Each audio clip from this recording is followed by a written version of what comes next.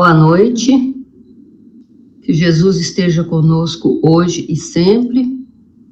Queria agradecer o convite, da nossa casa André Luiz para estar aqui falando com vocês hoje, e um tema que para mim eu adoro, e é um tema muito bom, muito profundo, e como é o mês de Kardec, outubro, nós resolvemos trazer aqui Kardec e seu legado. Vamos falar da codificação da doutrina espírita e o porquê da sua codificação. Vamos falar também do objetivo da doutrina espírita.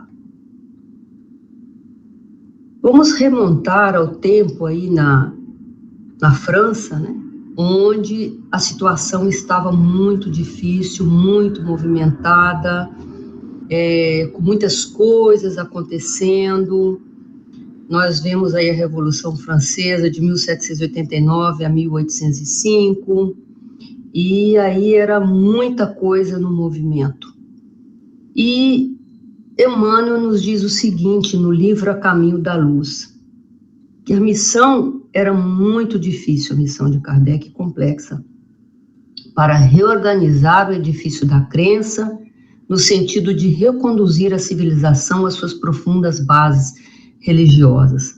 Lembrando que Cristo veio, já havia 2000 anos, praticamente, trazendo a mensagem do Evangelho, e ela foi chegando até os nossos tempos, mas ela foi ali como que, não desaparecendo, perdendo uma força, onde ninguém se entendia, e a doutrina espírita então veio, para poder ver se reconduzir a nossa civilização a essas bases religiosas. Vamos lembrar que Kardec nasceu a 3 de outubro de 1804, nós vamos falar especificamente sobre ele agora, mas sobre o seu papel, sobre a sua importância, sobre aquilo que ele nos trouxe. E, ao mesmo tempo, nós vemos com a história que naquela época reencarnaram vários espíritos no mundo europeu, na América, do mundo europeu na América, para que pudessem trazer bases novas e consolidadas do sentido de indivíduos e coletividades viverem organizadas em paz e em prosperidade. Justamente que pululava um movimento muito grande, e a espiritualidade viu a necessidade de trazer, portanto, o Evangelho para a América, onde aí pudesse ser mais firmemente desenvolvido. Então, a América teria, portanto, o objetivo de restaurar a ordem e o respeito ao ser humano, na valorização das suas várias diferenças, para que o Evangelho pudesse prosperar e não ficar abafado com todo aquele movimento. Então, veja que a importância da doutrina espírita, veio forte e veio assim realmente para caminhar, para seguir e para fincar bases sólidas. Mas nesse movimento todo, não podia, claro, de acordo com a espiritualidade, e nós sabemos que a espiritualidade não trabalha por improviso, começaram a acontecer aqui nos Estados Unidos um movimento, das batidas nas paredes, na cidade de Huntsville, aqui no estado de Nova York. Aí diz assim Emmanuel no A Caminho da Luz novamente: a fagulha partira das plagas americanas, como partira igualmente delas a consolidação das conquistas democráticas. E nós vemos a participação das 3 irmãs, a Margarete, a Kate e a Lia, neste processo, de nascimento, vamos dizer assim, de mostrar mais fortemente ao mundo que ali existia uma coisa mais além da matéria, que existia uma força extra, que existia uma participação. Então, elas tiveram um papel muito importante também nesta propagação, da presença dos espíritos aqui conosco. E Kardec, portanto, passa seu papel de codificador, laborando eficientemente na consolidação dos princípios do Consolador prometido pelo Cristo. E ele, como numerosos colaboradores, aconteceram, a espiritualidade deu assim como uma oportunidade que nascessem também outros seres para poder auxiliar e trazer coisas novas naquela época na área da arte, da política, da literatura, da ciência, química e física. E nasceram várias personalidades. Entre elas, nós vemos aí Bonaparte, que tinha uma função muito grande, e nós sabemos que, às vezes, nós assumimos certas missões no plano espiritual, e quando nós chegamos aqui, nós nos perdemos no meio do caminho, não é? Voltaire, Montesquieu, Rousseau, Diderot, Schopenhauer, com a sua música maravilhosa, né? Leon Denis, justamente na época de Kardec, aí, trazendo-nos até onde nós temos livros maravilhosos, Thomas Edison com as suas descobertas, hoje nós temos aí a luz, né, que nos ilumina, Gandhi com todos os seus ensinamentos, Kant, Charles Darwin com sua estudos, né, sobre a evolução, e o nosso querido Dr. Bezerra de Menezes e tantos outros que tiveram a função, né, de trazer assim coisas fortes, coisas novas, coisas que nós pudéssemos conhecer.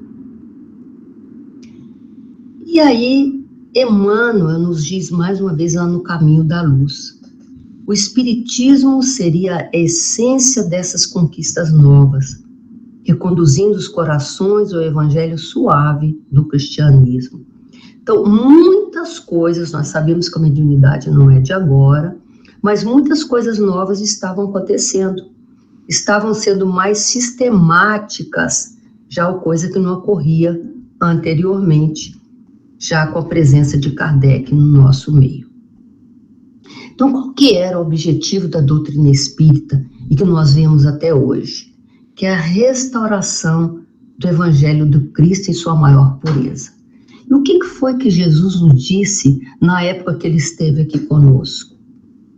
Que ele enviaria o Consolador prometido, que poderia nos esclarecer muito mais do que aquilo que ele nos havia trazido. E foi justamente o que Kardec nos codificou, esclarecendo vários pontos do seu Evangelho, que naquela época ele disse para o povo daquela época, mas muitas coisas ficaram encobertas e Kardec veio nos esclarecer, veio nos explicar muito mais claramente a sua mensagem. E hoje nós podemos entender isso e inclusive trazê-la muito mais fortemente para dentro de nós. Aí lá no capítulo 26 do A Caminho da Luz, Emmanuel nos diz: ensina a fraternidade legítima dos homens e das pátrias, das famílias e dos grupos, alargando as concepções da justiça econômica e corrigindo o espírito exaltado das ideologias extremistas. Então vejam só, não é um objetivo simples, não é um objetivo assim por si só, é um objetivo forte, que é fazer o quê? O quê? Que nós sejamos fraternos. Aí podem dizer assim, mas hoje nós vemos tanta conturbação no mundo, guerras, desentendimentos, mas nós sabemos que isso é devido ao quê? A nossa falta de evolução. Sabemos, está lá no Livro dos Espíritos, que as guerras são necessárias, justamente para a renovação, mas devido a quê também? A nossa falta de evolução. Então, quando nós nos primarmos pela verdadeira fraternidade entre nós, a paz reinará. E a pátria será uma só. Não poderá mais haver distinção de amarelos, de negros, de brancos, não de muçulmanos, de islâmicos, de cristãos, de maneira nenhuma. Por quê? Porque o Pai é um só. E o que Ele quer é que nós nos amemos. E aí, com a doutrina espírita também, um dos seus objetivos é fazer com que nós nos unamos em família, nos unamos em grupos para fortalecer, então, esse processo da nossa evolução, que é o nosso objetivo, né? Buscando, assim, corrigirmos os nossos defeitos e as nossas dificuldades. Quantos de nós temos medo, vergonha, ou não queremos encarar-nos diante do espelho para realmente vermos quem somos? Procurar ver os nossos defeitos. Então, ver no final do dia aquilo que nós fizemos, aonde que nós podemos corrigir-nos, que esse é também um dos objetivos da doutrina espírita, o nosso despertar. Portanto, ela vem nos trazer a modificação profunda do pensamento sobre a nossa natureza, abrangendo todas as questões sociais e, consequentemente, as questões religiosas. E aí, Kardec, na sua maravilha, na sua capacidade de professor, de mestre, de organizador, ele nos trouxe os livros da codificação. Em abril de 1857, ele nos dá o Livro dos Espíritos, um compêndio maravilhoso, né? Onde a primeira pergunta que ele faz é o quê? Quem é Deus? O que é Deus? Não é o que, quem é Deus, é o que é Deus. Depois, em 1861, ele nos traz o Livro dos Médiuns, onde nos explica sobre a nossa relação com o mundo material e o mundo espiritual. No Evangelho segundo o Espiritismo, a própria palavra diz, o Evangelho, onde ele nos esclarece sobre a mensagem do Cristo, várias das suas passagens, várias das suas parábolas, para que nós possamos entender profundamente e melhormente a sua mensagem e o que cada uma quer dizer. E a Gênese, né, para saber sobre a criação, sobre como é que os mundos foram criados, profunda ciência, isso já em 1868. Depois ele nos traz o céu e o inferno, com vários casos de espíritos nos narrando sobre a sua vida no mundo espiritual. Então vale a pena nós nos focarmos nas obras básicas, que são, assim, informações profundas, e se nós lemos 1, 2, 3, 4 vezes, nós ainda vamos estar descobrindo coisas e coisas. E é como o nosso querido Divaldo fala, ele todos os dias ele lê uma pergunta do Livro dos Espíritos, e durante todo o dia ele passa meditando sobre aquela pergunta. Imagina Divaldo Franco, em toda a sua carreira, né, de palestrante, de estudioso da doutrina, e com o trabalho que ele faz, desenvolvendo essa função de ler todos os dias uma pergunta do Livro dos Espíritos. E às vezes nós temos preguiça, né, não queremos. Então, e o mais importante, quando Kardec nos trouxe essas obras, elas não foram passadas a ele de uma maneira arbitrária. Ele estava sendo ajudado pelos espíritos superiores, e elas vieram de acordo com a orientação do mundo espiritual e de acordo com a necessidade que elas deveriam de vir para nós. E seguindo a estes, ele continuou com o que é o Espiritismo, publicado em 1859, onde ele traz assim uma introdução didática sobre a doutrina. Em 1858, em janeiro, ele lança a Revista Espírita também, com várias informações, coisas que ele não trouxe nos livros, mas na Revista Espírita tinha. Então, quem tem interesse de buscar a revista vai ver assuntos, às vezes, relacionados nos livros da codificação, mas alguma outra informação também relacionada ao que contém no Livro dos Espíritos, Livro dos Médiuns e assim por diante. E nós vamos ver que o nosso querido Kardec, ele vem a desencarnar em 31 de março de 1869, mas desencarnou com a sua missão cumprida. Ele, inclusive, teve uma época que estava já enfermo e teve que se afastar, né, ali de Paris para uma outra cidade para conseguir escrever, se não me engano, o Evangelho segundo o Espiritismo, já para se desligar de tudo que ele tinha ali e se concentrar naquele trabalho que ele estava fazendo. E ele conseguiu realmente desenvolver toda aquela responsabilidade que ele havia recebido. E nós vemos que hoje em dia, portanto, com o seu legado, com aquilo que ele nos deixou, a doutrina espírita vem se desenvolvendo a todo vapor, buscando assim nos esclarecer e preparando os nossos corações para aproveitarmos as riquezas do céu. Lembrando que nós estamos aqui de passagem. A nossa vida é um sopro.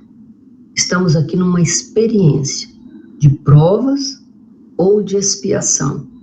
Cumpre-nos, portanto, fazermos essa experiência o melhor que nós pudermos, para quando nós desencarnarmos, chegarmos no nosso lado e dizermos: pude cumprir assim aquilo que eu prometi do outro lado. Porque essa passagem aqui, ela é temporária, ela é matéria, ela aqui se fica. Mas nós, espíritos, nós voltamos ao mundo espiritual, onde é a nossa verdadeira pátria.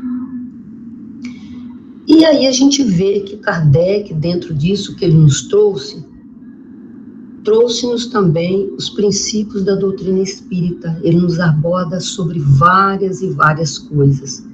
E aqui nós trouxemos alguns deles, que ele nos fala de Jesus, de Deus, do espírito, perispírito, evolução, livre-arbítrio, causa e efeito, reencarnação, pluralidade dos mundos habitados, imortalidade da alma, sobre o plano espiritual, a vida futura, mediunidade, sobre a influência dos espíritos em nossas vidas e a ação dos fluidos dos espíritos na natureza.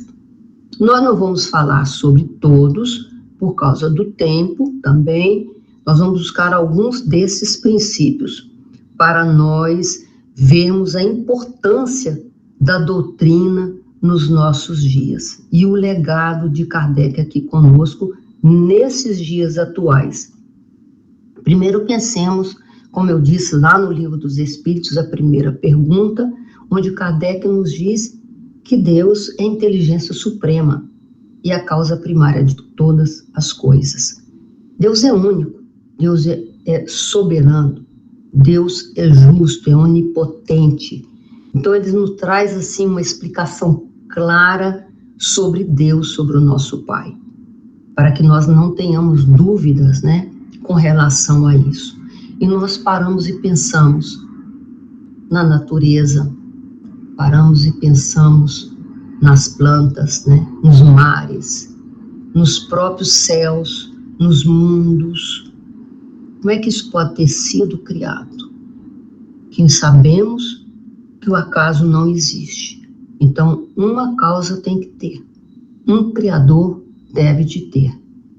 E se pensarmos também em nós mesmos, em corpo físico, não estou falando aqui de espírito, mas em corpo físico, olha como o nosso corpo trabalha. Que inteligência para criar-nos, cada coisa conectando uma à outra. E se uma falha, a outra já tem problema. E nós sabemos também que até os dias de hoje, os nossos médicos não conseguem descobrir todos os problemas do nosso corpo físico. E muitos deles, por quê? Porque estão ligados somente à matéria. E nós somos o quê? Um espírito utilizando um corpo. E quando os médicos, portanto, os cientistas verem que essa matéria não está sozinha, então as descobertas das doenças ficarão muito mais fáceis. Por quê? Porque é um Deus criador, um Deus inteligente, um Deus único. E aí ele nos traz também sobre Jesus, vem revigorar o seu evangelho, ali no Evangelho segundo o Espiritismo. E tem lá no Livro dos Espíritos, que Kardec, muito inteligentemente, pergunta aos espíritos, qual é o modelo maior que nós temos? E eles respondem, guia e modelo mais perfeito para o homem é Jesus. Pergunta 625. Que Jesus veio estar aqui conosco, é o o criador do planeta Terra, né? E ele veio aqui nos demonstrar que necessitamos nos respeitar, que necessitamos amar-nos. Ele não criticou ninguém, ele não julgou ninguém. Ao contrário, ele curou, ele levantou, ele ajudou. E disse para aqueles que ele curou: vá e não peques mais. E ele era cheio de tolerância para conosco. E até hoje, ele continua com a sua tolerância. Porque se nós o chamarmos nos instantes das nossas vidas, ele sempre estará conosco, nos enviando os seus mensageiros para nos cuidar. E aí Kardec também nos fala sobre o Espírito, está lá no Livro dos Espíritos, nas perguntas 76 e na pergunta 115. Então ele diz assim que o Espírito é o ser inteligente da criação. O Espírito, esse ser aqui que está falando com vocês, não é a matéria. Aí ele fala: o princípio inteligente do universo, criado simples e ignorante. Quer dizer, nós mesmos, na nossa criação, quando Deus nos criou simples e ignorante, iguais. Nós é que na nossa caminhada, nós tomamos as decisões de A, B, C ou D, e vamos adquirindo mais ou menos valores diferentemente. Nós não somos iguais. Então, nem os dedos das nossas mãos são iguais. Se somos irmãos, 10 irmãos, 5 irmãos, 2 irmãos, nenhum de nós somos iguais. Nem tampouco os gêmeos, nem tampouco os gêmeos univitelinos, porque são espíritos com experiências diferentes, com situações diferentes, com aprendizagens diferentes. Kardec nos fala também sobre a evolução, que é um dos princípios da doutrina espírita. E lá na pergunta 114, são os próprios espíritos que se melhoram e melhorando-se passa de uma ordem inferior para outra mais elevada. É a resposta que os espíritos dão a Kardec. Então, nós estamos aqui para melhorar-nos dia após dia, momento após momento. E olhando para trás, vemos que o nosso ontem, nós éramos bem piores. Que no hoje nós estamos bem melhores do que antes. Então nós estamos evoluindo. E desde a história da criação, muito antes daqui que nós trazemos esse desenho aqui, olha como nós já fomos nos evoluindo. Nós antes andávamos de 4, depois passamos para 2 pés, e olha o formato do corpo, olha o formato da cabeça, enfim. Tudo isso, o formato do nosso cérebro, né? Do nosso crânio, aliás, totalmente diferente daquilo que nós éramos. Questão de aprendizado, questão de evolução.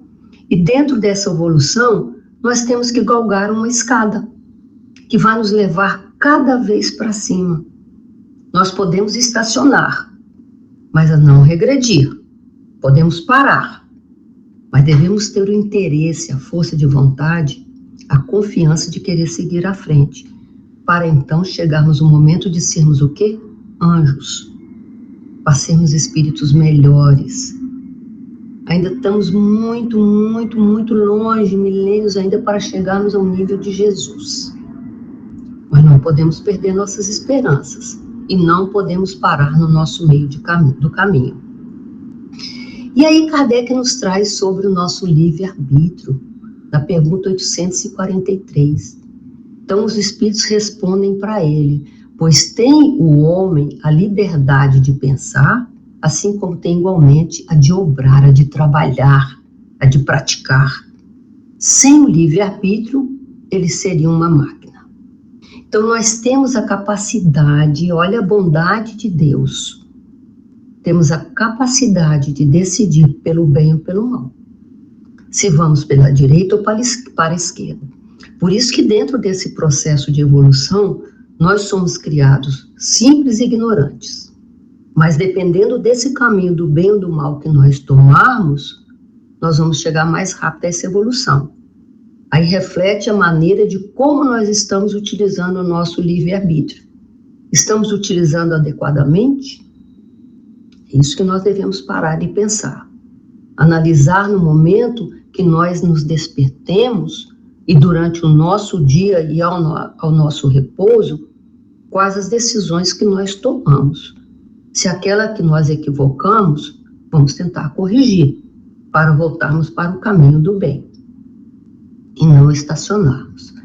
E aí, o que acontece? Dependendo desse livre-arbítrio nosso, das escolhas que nós fizemos, nós temos a lei de causa e efeito, onde Deus tem suas leis que a regerem todas as nossas ações. Se nós a violamos, a nossa culpa é nossa. A punição, portanto, é o resultado da infração da lei. E é o que eu gosto de falar. Deus não nos pune com um chicote para dizer assim, olha, agora é sua vez, você fez isso. Não. Deus, em sua sabedoria, nos deu uma consciência para que pudesse, se nós não temos agora, despertá-la. Ver se, nossa, olha o mal ou o erro que eu cometi. Então eu vou querer corrigir, porque eu me equivoquei no meu livre-arbítrio. E agora eu estou tendo o quê? Uma lei de causa e efeito. Então somos nós que despertamos a nossa consciência, que Deus nos dá essa capacidade.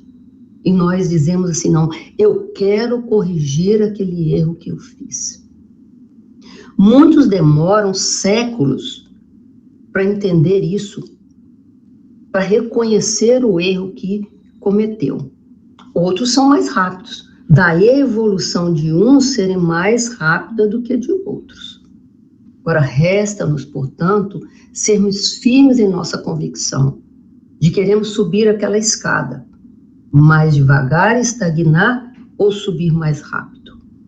Então, se nós temos, inclusive no nosso dia a dia, situações que nós podemos observar. Por exemplo, se comemos demasiadamente. Isso vai refletir no nosso organismo físico. Vai nos levar a uma consequência de mal-estar, vai nos dar problema da barriga. Se nós temos, portanto, uma decisão de ofender alguém, essa pessoa pode nos perdoar, mas nós vamos levar essa culpa. Em algum momento nós vamos ter que, o quê? Consertar isso que nós fizemos, porque eu cometi uma infração contra a lei de Deus. Então, nos dá forças para suportar as vicissitudes do corpo, ensinando-nos que o nosso corpo físico reflete as condições ou as necessidades do espírito. Isso é o que Deus nos dá. Todos os instantes de nossas vidas, nós temos o plasma subindo junto a nós. Basta nós buscarmos esse plasma com a maior vontade que nós tivermos, para que nós possamos aumentar essas energias. E aí, olha que maravilha. Nós temos o livre-arbítrio, onde nós temos uma lei de causa e efeito, e nós vamos ter que o quê? Reparar aquilo que nós fizemos. E os espíritos nos explicam, através das respostas dadas a Kardec, lá nas 171 e 167. A reencarnação consiste em admitir para o espírito muitas existências sucessivas. É uma questão de expiação, melhoramento progressivo da humanidade. Sem isso, onde há justiça? Aí nós pensamos, vemos pobres, ricos, doentes, enfermos vários, sofrimentos enormes, fome, sem teto. Isso é justiça de Deus. Isso foi o nosso livre-arbítrio, levando-nos a uma lei de causa e efeito, e nós estamos reparando através da reencarnação que temos, em várias oportunidades sucessivas. Deus não espera de nós que nós nos transformemos de uma noite para o dia. Isso é impossível. Quando lembrarmos de Paulo de Tarso, por exemplo, quando ele encontra Cristo ali na estrada de Damasco, ele fica o quê? Pergunta ao Cristo, o que quer que eu faça? E ali ele fica momentaneamente cego. Aí ele passa a reconhecer a grandeza do Cristo. Mas ele se modificou naquele momento, da noite para o dia? Não. Quem lê o livro Paulo e Estevão, vê profundamente o exemplo que Paulo nos traz. Ele precisou se afastar para o deserto, e olha que foi depois de muito tempo. Ele foi para o deserto, ficou lá 3 anos, junto com um casal, fazendo uma de artesão, onde ele pudesse fazer aquela introspecção, onde ele pudesse se analisar, domar aquelas más tendências que ele diz, que é o que Kardec nos traz. Conhece o verdadeiro espírita pela sua transformação moral e por domar as suas más tendências. Então, Deus, Cristo, não espera que nós nos domemos da noite para o dia. Ele precisa, sim, que nós tomemos a decisão. Se nós nos equivocarmos, reconhecermos o nosso equívoco e tentarmos consertar esse equívoco, seja em qualquer momento da nossa caminhada. E assim, por esse princípio, também nos esclarece, portanto, o porquê da dor e das aparentes desigualdades sociais. Então, agora nós não podemos pensar mais Deus é injusto, de maneira nenhuma. É uma oportunidade nossa de resgate, de expiação pelo nosso deslize, né, à lei de Deus, contra a lei de Deus. É como se nós fôssemos a um banco, pedíssemos um empréstimo ali e nós não quiséssemos pagar. E aqueles juros vão aumentando, aumentando. Mas à medida que nós fazemos uma negociação, aí aquele débito vai acontecendo o quê? Vai diminuindo cada vez mais, os juros vão até caindo, dependendo da maneira que a gente se esforça para pagar o empréstimo que nós temos. É um exemplo assim muito simples, mas que podemos fazer uma comparação com a bondade de Deus, nos dando a reencarnação em busca da nossa melhoria. Aí vem Jesus já nos falando também, através da sua mensagem há mais de 2000 anos, sobre a existência, né, de outros mundos, sobre a pluralidade dos mundos habitados. Ele fala que nós não vivemos sozinhos, né? Então, são habitados todos os globos que se movem no espaço? E olha aqui que os espíritos respondem a Kardec, sim. E o homem terreno está longe de ser, como supõe, o primeiro em inteligência, em bondade e em perfeição. E nós pensamos que nós somos únicos nesse universo. E nós conhecemos uma ínfima parte de toda a criação. Lembrem-se, o que foi que Jesus disse? O Pai trabalha até hoje e eu trabalho também. Significa que Deus não deixa de criar, Deus não deixa de trabalhar. E o próprio Cristo também, que ele teve, olha só, o amor enorme de vir até nós, estar aqui, ficar aqui conosco, ser imolado na cruz, para mostrar o quê? Gente, a nossa necessidade de crescimento. E não pensar na nossa vaidade, no nosso orgulho, que nós somos os únicos seres inteligentes do universo. Longe de sermos. Lembrando que nós estamos num mundo de quê? De expiação e de provas. A caminho de um mundo de regeneração. Aí nós vemos toda essa transformação, todo esse movimento atual, né, que está acontecendo, justamente para que possamos passar a um mundo melhor. Então, longe de sermos pretensiosos, assim como os Espíritos nos diz, de pensarmos que somos os únicos seres aqui do planeta Terra, e do universo, e que a Terra é o único mundo habitado. De maneira nenhuma. Depois aí Jesus veio nos provar também a mortalidade da alma. Aí ele diz assim, Kardec, né, perguntou aos espíritos se nós tínhamos fim, nós espíritos. E ele responde, é difícil de conceber-se que uma coisa que teve começo possa não ter fim. Mas os próprios espíritos nos respondem que para nós conseguirmos entender realmente essa questão, não somos capazes. Basta simplesmente que nós saibamos que nós não temos fim.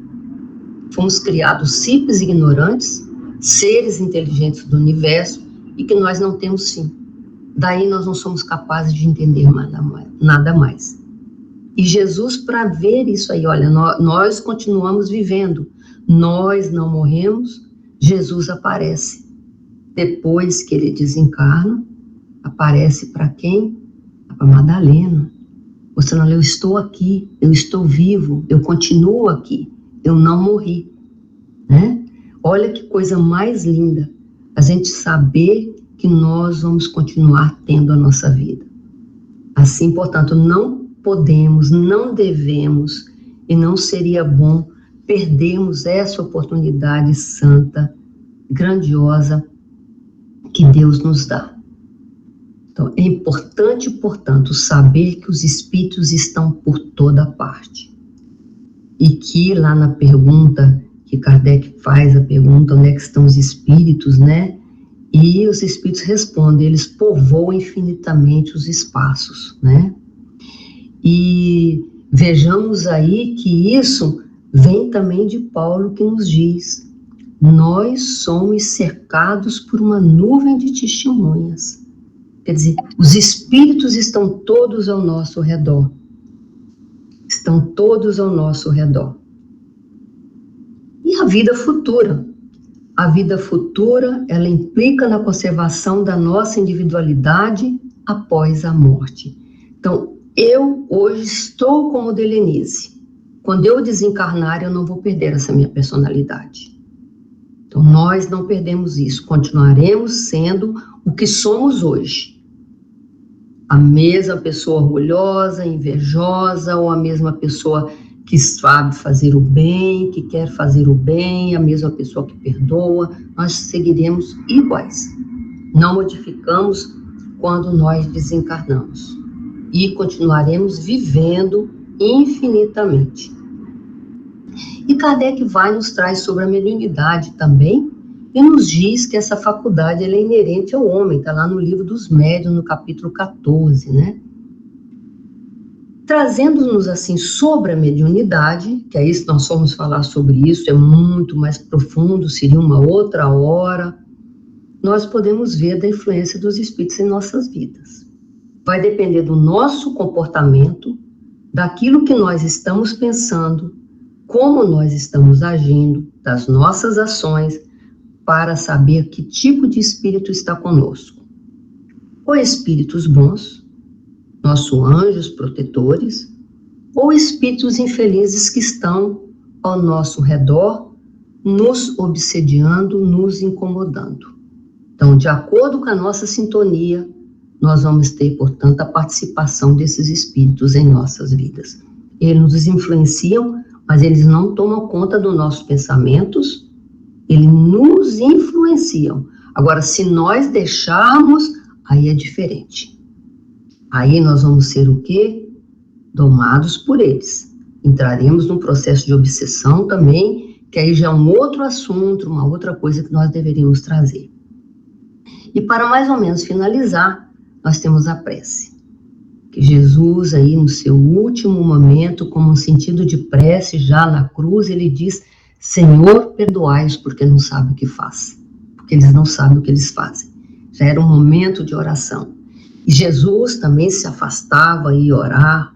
Jesus estava sempre em oração. E nós vemos a importância dela no nosso dia a dia. E Mateus diz aí, de acordo com o que Jesus disse, onde 2 ou mais estiveres reunidos em meu nome, eu estarei entre vós. Quer dizer, eu posso rezar sozinho, posso orar com sinceridade, os espíritos amigos de Jesus estarão comigo. Mas se tem mais 1, 2 ou 3, muito mais força, muito mais congraçamento haverá, que é essa mensagem de Mateus, onde Jesus, né, que ele traz as palavras de Jesus para nós. E aí também, igualmente, aqui, nos diz ainda, buscai e achareis, bateis e abrir-se-vos-á, está lá no Evangelho segundo o Espiritismo. Vamos pedir, sempre, mas também vamos lembrar-nos de agradecermos por tudo que nós temos em nossas vidas, coisas boas ou dificuldades, aflições ou felicidade. E pensemos sempre também naquilo que nós vamos pedir, porque eu posso bater e vai abrir a porta. Mas não venhamos pedir carro, não venhamos pedir uma casa grande. Pensamos saúde, pensamos em inteligência para termos um bom trabalho, uma boa colocação, para sabermos nos mover para aí sim conseguir uma casa, conseguir um carro, conseguir aquilo que nós queiramos. Mas coisas materiais, isso virá por acréscimo, dependendo daquilo que nós fizermos.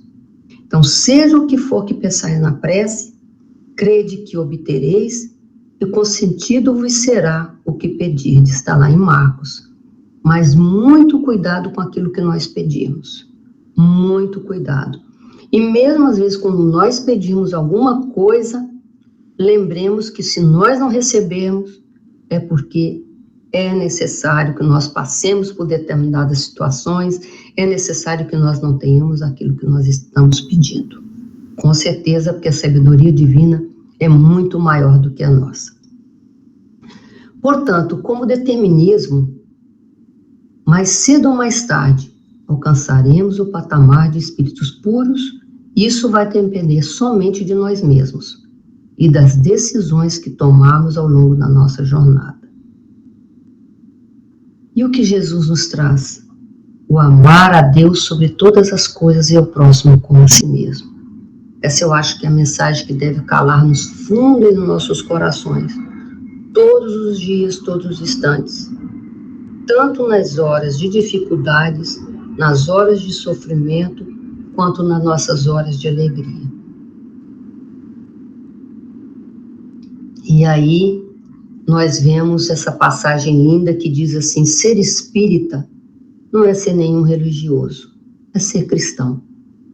Cristão é trazer o Evangelho de Jesus conosco, trazer o Evangelho de Jesus no nosso coração, no nosso comportamento. Não é ostentar uma crença, mas é vivenciar a fé sincera. É acreditar de verdade que é possível, que pode ser feito. Não é ter uma religião especial, essa ou aquela, mas é saber da responsabilidade que temos diante daquilo que nós estamos abraçando. Não é querer superar o próximo, mas é superar a nós mesmos. O outro é o outro. Nós somos o nosso próximo mais próximo. Nós é que temos que nos olhar e o próximo nós devemos ajudar. Então não é simplesmente construir templos de pedra, é transformar o coração em templo eterno.